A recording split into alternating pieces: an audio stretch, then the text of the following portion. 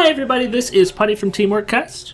And this is Krystian from TeamworkCast. And we are doing net running with TeamworkCast. This particular game is Richard, aka Buddha, versus Fahim, aka that guy that plays NEH. And this is a tournament that occurred on September 20th at the Adventurers Guild in Harrisburg, Pennsylvania.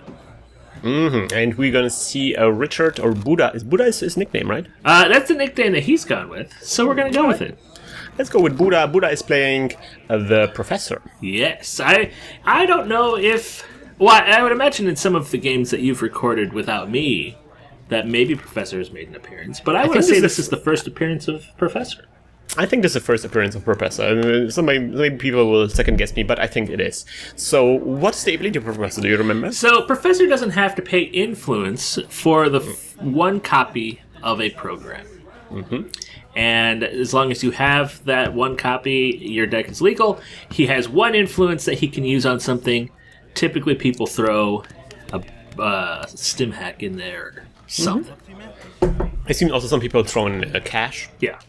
It's a better hand to keep. Alright, so let's see. I'm really excited about Buddha using this thing. He also has a playmat with a lot of autograms. Yeah. Which we may have to assume that he is like a Magic Pro player. Yep, he was a pro Magic player, and he only had people sign his mat if he defeated them in a tournament. I think later he would sell this mat for $700. Yeah, that's Oh wow! So yeah, he has a few different playmats for this too. So. Yeah, I'm starting to do this with my battery pack. Anyway, the game already begins, and we see an install by Fahim. He draws a card because of his ability, because that's what his ability does, and does a sweep squeak. And the third click is going to be an install in front of R&D, because Richard is or Buddha is a shaper, and Shaper's going to shape. Shaper's going to do that shaper bullshit. That's true, as we call it. As we call it in Netrunner. So let's see what the Buddha will do. He draws 2 cards. Wow, 3 cards. Maybe not a great start. 4 cards. Yeah. Ooh, man, such a draw. It's I will say that the Professor did very well in this tournament, though perhaps this game might not reflect that. God, 4 draws. Has to discard 4 cards. Really looking for something here. Discarding the London thing. You're playing similar to Phil. You have Chameleon in there, don't you? Ooh, London Library is such an interesting card. I had not encountered it until this tournament. David understands human emotions. And Test Run. Oh, jeez. Like from these cards, I think London and Test Run are the most painful things. I think David and Medium, he can get back to the clone ship. But Test Run is the thing that gets him back things from Archive, so that's not really cool. Meanwhile, Fahim installs a new server right in front of the jazz hands of Melisandre. I just like to think she's reaching for her deodorant. She says, Melisandre. She's like doing faces to the mirror before she gets out to party in the evening, you know. The night is dark and full of terrors, but not under these arm hairs. We go to the roller club. I'm on fire today. Alright, so we see an install of the SMC, and now the Buddha will get something with the SMC. This is predictably Magnum Opus! Magnum Opus! Makes his clicks for credits into 2 credits instead of 1. Yeah, that's what would really fuel Richard's or Buddha's economy. Fahim just continues and puts the deodorant, a card, in the armpit of Melisandre. This joke will never get old. I know. That's all I can think about is like, wow, she's really... Oh, there's a Jackson in his armpit. She's like, Stannis, I have to go shower. 2, 3, 4, 5, 6. I'm always sweating. The god of fire is so hot. Jackson being used to draw cards, I think? Yeah. Well, why else would you rest Jackson, right? So we're seeing both of them had terrible opening hands, and now it's a race to see if they can actually start the game at the same time. I don't know if it's terrible, because Fahim still insulted a lot of things and with his draw and used them for his draw ability, so Buddha is just getting the credits. Yeah. Cards? No credits. Credits. All those credits. All the single credits. Man, his map does not lend itself very well to being able to count or do or see anything. And then running on the Jackson. Jackson not being used, so he trashed the Jackson for 3 credits. And then Fahim rests a pet campaign, fueling him with money every turn. Yikes. Melisandre releasing iOS 9. From her armpit. The night is dark and not full of errors. For apps. So we see the hedge fund, Nick. Ooh. So Fahim is doing well, I would say. I mean, he has money up, he has cards wherever he needs them. He's got an Astro script in his hand. Oh man, and then installs a card in front of an installed card. We have to assume that maybe this is like a Sansan, making it sure that Richard has to install things in order to trash the Sansan, which will be very expensive for Richard right now. Buddha, I mean. Buddha has not a lot of money. I mean, he has a magnum opus, so it's like, where's your army? We don't need an army, we need a Hulk. And he's got a clot in his hand. He has a clot in his hand. A clot would do the track right now. Yeah. Would at least slow Fahim down. And running on the pad, trashing the pad. Oof, is that really like high priority right now? I don't think it was high priority, mostly because he's already mega rich and has enough money to win. So, yeah. But, I mean, here we are, sitting on high, critiquing them. So I guess, right. So drawing a card and getting his money up. And I think we're going to see a score by Fahim now. I would imagine so. Yep, and starting there and advancing it twice. There's no any kind of threat of clot on the table. And doing it very close, slowly, nevertheless, to give the opponent always an opportunity to interject. Into an Astro script. And Sansan into an Astro script. So, as Buddha, what do you do now? At this point, I think I would concede. You win, NEH. You wouldn't. You would fight to the end. That's true. I am a fighter. Buddha face checks that ice, wants Fahim to stop him. Fahim does so with a wraparound. Wraparound. Buddha has to do some calculations, uses an invisible calculator. I mean, I guess trashing that Sansan is there, but he's got things in his hand that he could do stuff with, including a clot, which would make his life much easier. He gets money and then test runs in. Whoa! Boom! Boom goes the dynamite. All right, I guess that does the trick. That is a morning star. Why not? You use your first click for test run. Programs of old. Click was run, second opus, third opus, fourth you just test run. But Fahim. Like... Oh no! He test run on his last click, so this Morningstar immediately gets back on top of his R&D. And cannot be used this turn anymore. And of course, installing it is quite expensive. It's 8 credits or something. Yeah. So yeah, there's no way Buddha will be able to trash that Sansan early enough. And of course, Fahim exploits his ability, uses the Sansan as long as it's still there. Just, Oh, it hurts. This hurts so much. He's got this is going to be difficult. Now he can score a 4-pointer out of hand. Or as long as it's installed. Alright, first click is going to be Buddha drawing the Morningstar. Now things are looking oblique, but he has a London library on his hands, so he can get out this Morningstar pretty easily. I was still thrown off by London Library. It's like, wait, what does that do? It doesn't install viruses, Nick. No, it doesn't install viruses. That's why I don't remember this card. I've blocked it out of my head. That is what it doesn't do. Yeah. So this one, it trashes all programs when your turn ends. But for a click, you can install a non-virus program from your grip on London Library. And then for another click, you could add a program on London Library to your grip.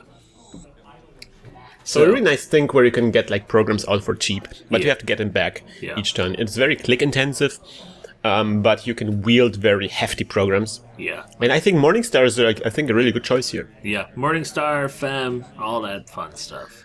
But Buddha has really very few clicks left.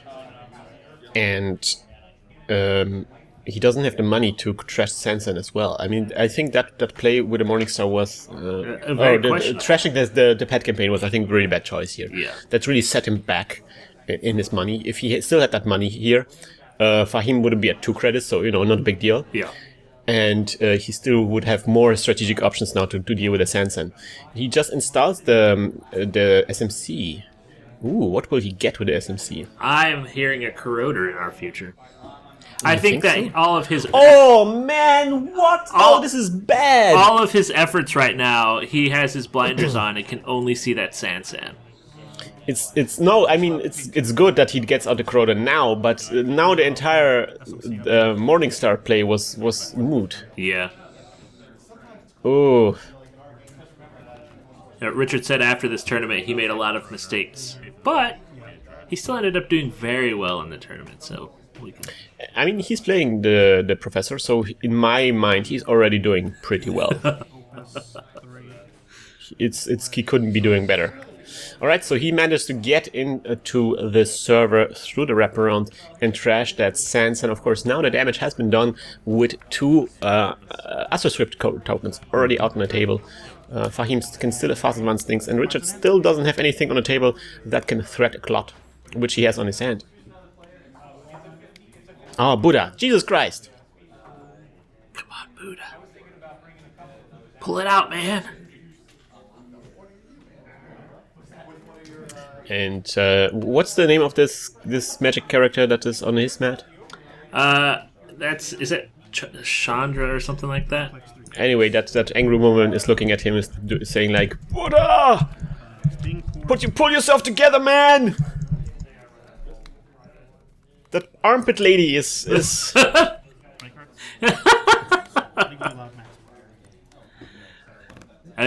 Chandra, the firebrand.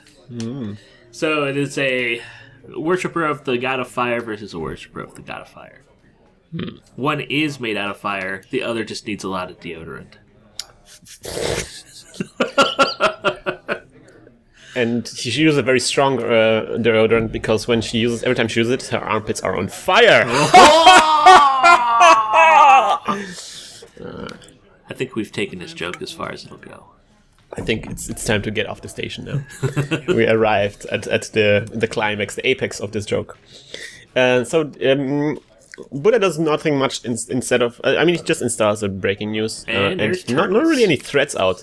Fahim does a sweepspeak, gets up turtlebacks. Buddha, read this up, man. Turtlebacks? What was that again? What?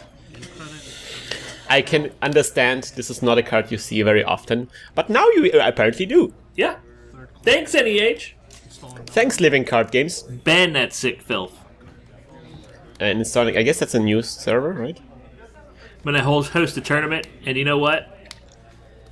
No noise, no NEH, no harpsichord, no NBN.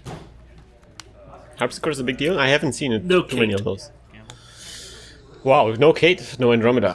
No. Well, Andromeda is kind of hipster now. Yeah, she's gone by the wayside. Alright, so we see the Sure Gamble. Really great for Buddha to get up his money like this. I mean, he had the Magnum Opus, so I guess the Sure Gamble is kind of like always a problematic thing with Magnum Opus out. Claude completing his MU, his full MU, but I think it's really great against Fahim because Fahim will have to do a purge if he wants to fast advance something. I imagine that's what's going to happen right now. We saw that Fahim has a Cyberdex in his deck, so you know. Let's see about that. All right, installing another thing in there. We're installing another thing in here. Man, Melisandre's just all covered up now. Yeah. No more. All right, and looking at the face of Melisandre. Are you okay? Still pain? Sorry. All right, running on this card. We have to start face checking things. If there was just a... Oh man, what? Oh no! Oh, the clot.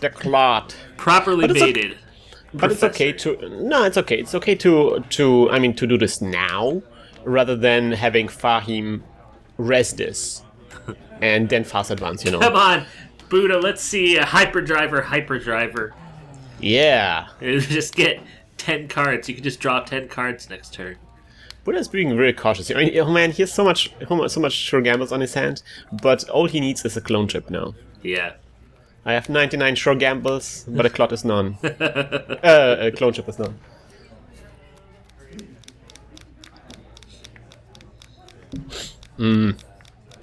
Lots of thinking by Buddha. Running HQ. Yeah, let's be aggressive.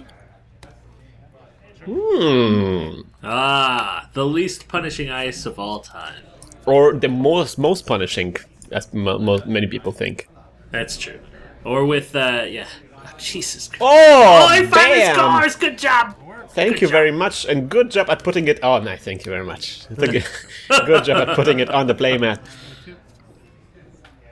And then we see a rest by Fahim on the Daily Business Show. He really just wants to close this game, and he can do it so easily with those two Astroship tokens. Just needs to draw into a juicy agenda. The one that was just stolen from his hand is probably something that he really didn't want Buddha to see. Yeah, I mean, if he hadn't gotten it, it would have. This turn would have been very different. And look at those turtle bugs, just giving so much money. Yeah, this is another game. You gotta trash those turtles.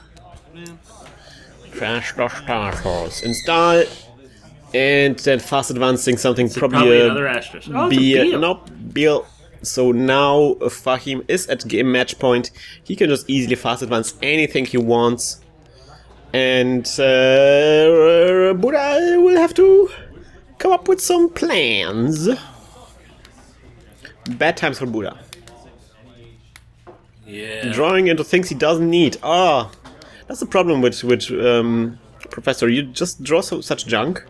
But there's so much so much Shaper stuff you can do to like find the cards that you need. Clearly, he's not drawing. But any he's of not this. drawing any of it. So yeah. He's counting the cards. I guess he wants to calculate the chances that he draws into something specific that he's looking for. I'm guessing a clone chip would be great. An SMC would be also nice. Yeah. But clone chip really is the thing that you need because you want to be recurring this clot. We have to assume there is just one clot in his. There can only be one clot deck. in his hand. Well, it can be a second one if that's what he spent his influence on. Oh, is clot only one? Mm-hmm. I don't know why I assumed it was two. Was it? Maybe because it cost 2 to install. It is two. It is 2? It's 2 influence, yeah. So he couldn't have 2 in his deck. Oh man, I apologize. Oh I my made some god! Well, mistake. this is the rarity. Let's talk about this. I didn't make a mistake. That's amazing, Nick. You can tell that you're getting better, or maybe I'm just getting worse.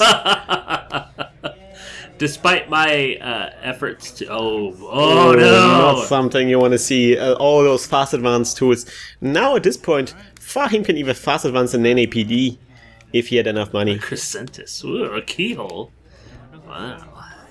I like the Crescentus in here. Yeah. Like, you don't expect DRS abilities from Shapers. Yeah. Oh, look at this. There's the oh, card no. he should never have played. This sad Morning Star. Oh man, this hurts me deep in my soul. Another Turtles. Oh, jeez. Oh man, Fahim apparently loves turtles.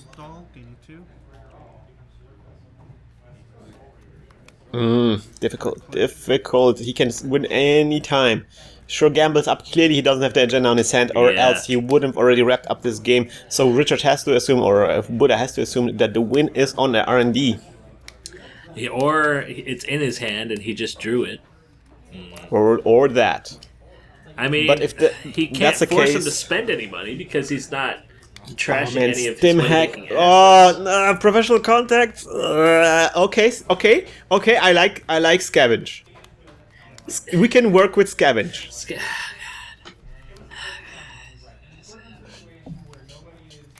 Just don't know.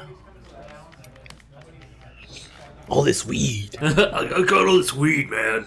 Let's go and smoke it. I don't know.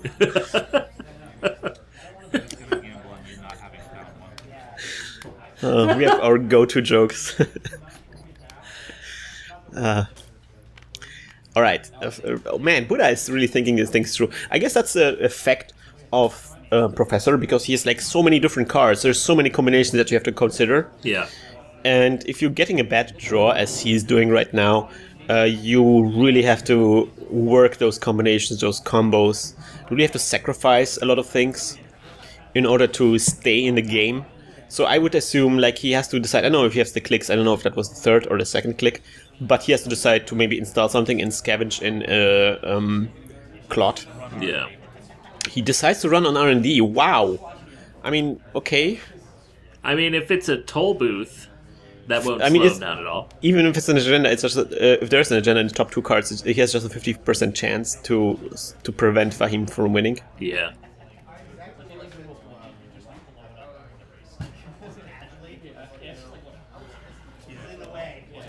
Eli. All right.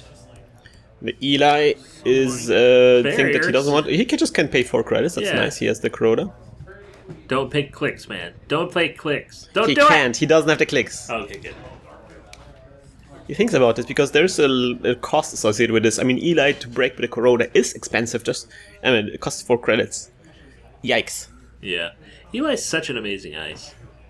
He is. In what is it? Old Hollywood or the Universe of Tomorrow has to do with Jackson becoming head or like a VP at NBN and to go further with the Dinosaurs project. I'm looking forward to seeing what comes of that. You mean because of Fisk? I think so. But in There's- the flavor text in the insert, it says Jackson Howard, you need to go further with the Dinosaurs project. Oh, it does so. I haven't read it yet. Nice. Is it really Universe of Tomorrow? Because that's the. I can't remember which one it is. Yeah, I think it's not Universe of Tomorrow. I think it's. It should be Old Hollywood. Gotta make sure there was nothing else you had. Oh, and they shit. Is he just conceding? All right. Yeah, And I think that's an agenda and a score. Yeah. Everything was on the bottom. All right, Nick. So what do we learn from this game? We learned that apparently playing on camera is the opposite of being able to show people the skills that you possess. Because right now, Buddha actually plays second in this tournament. And this is the only game he lost as Professor that day. And what a spectacular loss this was. We saw the cards that you were drawing, and those were really just not the cards that you needed to draw. All the things that are really great, but just not the thing that he needed at this point. And but he did make also like a very strong mistake, I think, with this trash of the pet campaign. It was just such a not vital card at this point. I think he made 2 mistakes because he discarded a London Library immediately. If he had just played the London Library, he could have gotten out Breakers. But just temporarily. I mean, I don't know, man. I certainly really didn't like the NAPD the pet campaign trash. Yeah, that was a bad. That was a mistake. That and of course then afterwards he had like this brain fart with the Morningstar. Yeah, the Morningstar play was kind of strange. It should be noted here that Buddha has been playing since Breaker Bay. That was when he started playing. That's amazing. Yeah. That's amazing, Nick. That's something that always just blows my mind, how people who come from different card games, or really good at different card games, can adopt so quickly at Netrunner. Yeah. And so he's taken all of his magic skills and applying it to this game. He still doesn't have the pack opening moves because it's been out for forever. So let's see what his HB game will do without the Jackson Howard. Yeah, but you know what we're going to do until then? We're gonna hack the planet? Yeah. Hack the planet! Hack the planet! Shut up and get in the car! Shit on me. This episode of Netrunner TeamworkCast was created with a generous support from our listeners. If you enjoy the show and you can't get enough Netrunner videos, please check out our Patreon campaign at patreon.com/hacktheplanet.